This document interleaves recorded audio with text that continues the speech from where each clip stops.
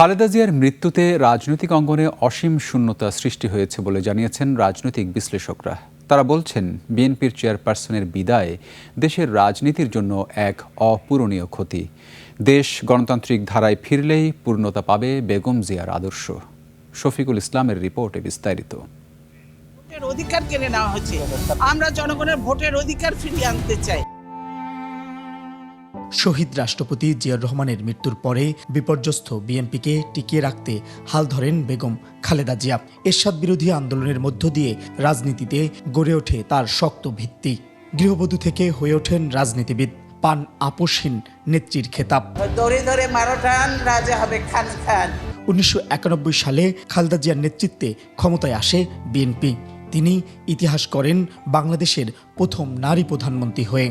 এরপর আরও দুইবার প্রধানমন্ত্রী ও বিরোধী দলীয় নেতা নির্বাচিত হন বেগম খালেদা জিয়া।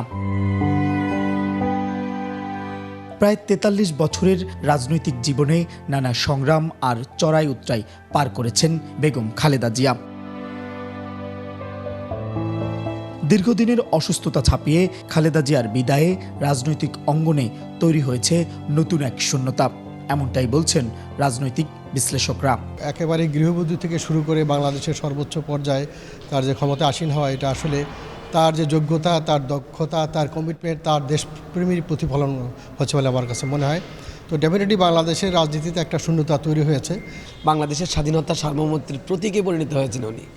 গত 4 দশক যাবৎ উনি যেভাবে লড়াই করেছেন সরকারে থাকা অবস্থায় বাংলাদেশকে প্রতিষ্ঠিত করার জন্য, এবং যখন উনি বিরোধী দলে ছিলেন, রাজপথে ছিলেন, বাংলাদেশের গণতন্ত্রকে টিকিয়ে রাখার জন্য, গণতন্ত্রকে ফিরিয়ে আনার জন্য, কর্তৃত্ববাদ ফেসিবাদকে প্রতিরোধ করার জন্য, এই শূন্যতা পূরণ হবার নয়, গণতন্ত্রের পথে উত্তরণের লক্ষ্যে বিএনপি চেয়ারপারসনের যে স্বপ্ন ছিল তা পূরণে নেতাকর্মীদের কাজ করতে হবে বলে জানান তারা।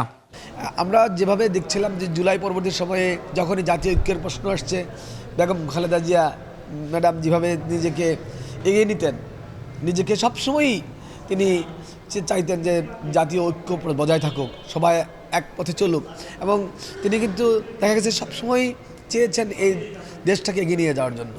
জিয়াউর রহমান এবং খালেদা জিয়া যে চিন্তা ছিল, তার যে আদর্শ ছিল, তাদের মধ্যে যে সততা ছিল, নেতৃত্বের যে গুণাবলী ছিল, সেটা যদি তারেক জিয়া, নেতাকর্মী এবং অন্যান্য জেলা এবং জাতীয় পর্যায়ের যে নেতা যারা রয়েছেন তাদেরকে সেই যদি আলোকিত করতে পারেন এবং সেই দীক্ষায় যদি দীক্ষা দিতে পারেন, তাহলে আমার কাছে মনে হয় কিছুটা হলেও সেই শূন্যতা পূরণ হবে। খালেদা জিয়ার পরমত সহিংস আদর্শকে ধারণ করে গণতন্ত্র রক্ষায় সবাইকে ঐক্যবদ্ধ থাকার পরামর্শ দিয়েছেন বিশ্লেষকরা। দেশের বাইরে আমার কোনো ঠিকানা নেই, এটাই হলো আমার ঠিকানা।